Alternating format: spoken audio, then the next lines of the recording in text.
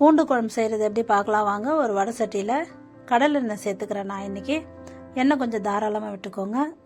எண்ணெய் சூடானதும் கடுகு, வெந்தயம், உரிச்ச 3 கட்டி பூண்டு சேர்த்துக்கோங்க. 2 பச்சை மிளகாய் சேர்த்துக்கோங்க. 20-25 சின்ன வெங்காயத்தை சேர்த்துக்கோங்க. சின்ன வெங்காயம் சேர்க்கும் போது பூண்டு குழம்புக்கு நல்ல ஒரு ருசி கொடுக்கும்.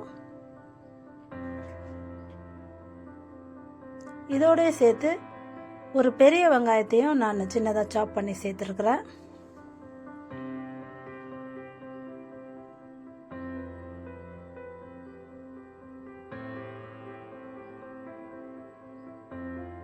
இதெல்லாம் சேர்த்து நல்லா கலந்து விட்டுக்கோங்க.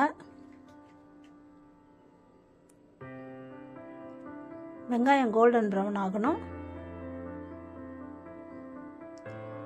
இந்த டைமில் நம்ம தக்காளி 3 தக்காளி சேர்த்துக்கலாம்.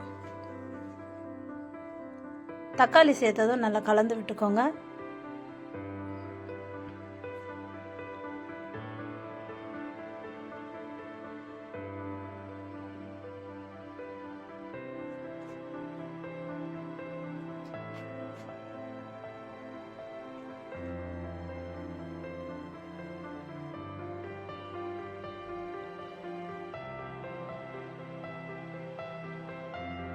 கொஞ்ச நேரம் கழிச்சு நல்லா கலந்து விட்டுக்கோங்க. அடி பிடிக்கக்கூடாது.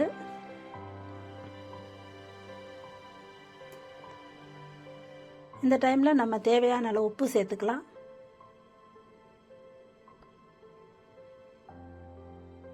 உப்பு சேர்த்து நல்லா கலந்து விட்டுக்கோங்க. உப்பு சேர்த்ததும் எண்ணெய் பிரிஞ்சு வரும்.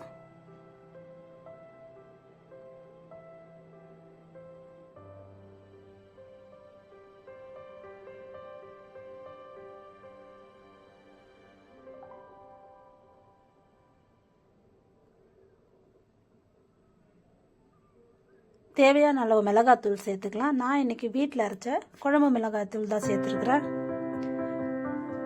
நம்ம இந்த தக்காளி, வெங்காயம் இது போட்டு நம்ம மிளகாத்தூளை போட்டு வதக்கும் போது நல்ல ஒரு கலர் கொடுக்கும்.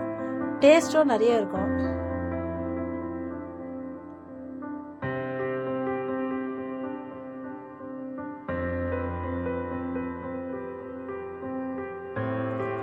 ஒரு நெல்லிக்காய் சைஸு புளியை நிறைய போட்டு வச்சுக்கோங்க. அதை நான் இதோட சேர்த்துக்கிறேன்.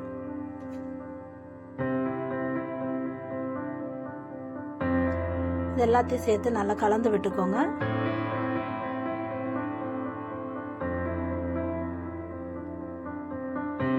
ஒரு மூடி போட்டு நல்லா வேக வச்சுக்கோங்க.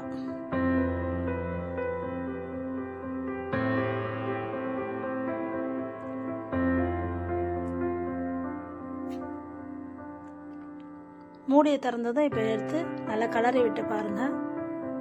இந்த டைமில் நல்ல ஒரு சின்ன நெல்லிக்காய் சைஸ் வெல்லத்தை நம்ம இதோட சேர்த்துக்கலாம்.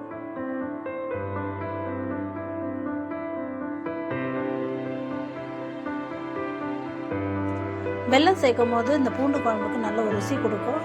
எண்ணெய் பிரிஞ்சு வர வரைக்கும் நல்லா வதக்கி விட்டுக்கோங்க. எண்ணெய் பிரிஞ்சதும் இதில் கொத்தமல்லி இலைகளை சேர்த்து